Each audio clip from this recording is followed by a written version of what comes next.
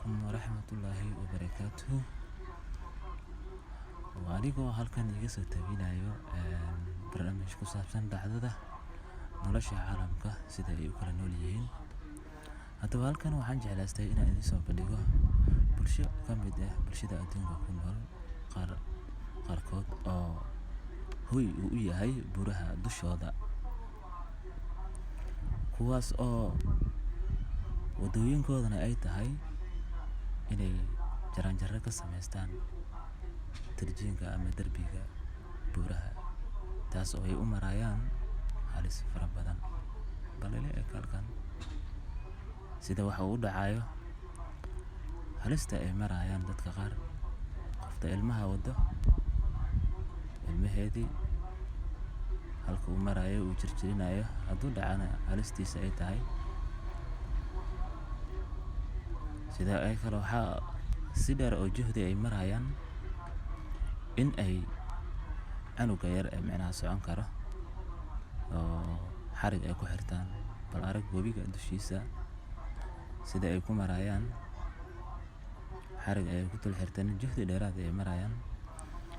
ilaas dadka qaarkoodna dhul way haystaan, markaas waxay isku dagaalayaanba kuna heshiin laayihiin dhulka weyn baaxadda weyn Ilaahay uu siiyay oo si walba ay ugu noolaan karaan. markaas ay isku qabsadaan ayna dhacdaa inay isku dilaan haddana.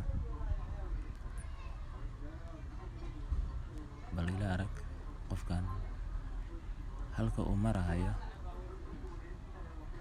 wuxuu dusha ku wataa neef ari ah oo laga yaabo inuu micnaha danihiisa ka fushan rabo, ama uu yahayba neef iska u dhaqaalaystaba oo nolol maalmeedkiisa sida xoolaha cadayska waxyaalaha laga raadsado.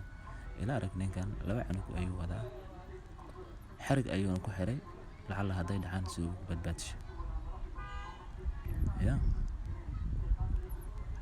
waa kan halkan dadaal dheeraad ah ayay ku jiraan, waa dad dadaal badan. bal ka waran hadday haysan lahaayeen dhul siman sida anaga hadda camal aan nahay Soomaalida, ay isku dilayaan isku dagaalayaan meel shakhsi kale u haysta micnaha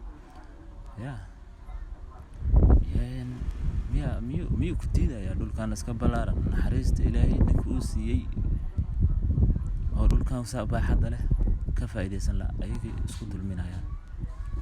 naxariista Ilaahay haddaadan ku shukrinin Ilaahay wuu kugu inqaabayaa. bal ila arag haweenkan dhibka ay marayaan, mid baa dhabarka u saaran, midna way ilaalinayaan oo sii hor socda. bal ka waran anaga Soomaali ahaan haddaan dhulka noocan ama aan ku noolaan lahayn, dagaalkeena iyo isdilkeena iska qabsigeena bulshada halkan kala socda channel kale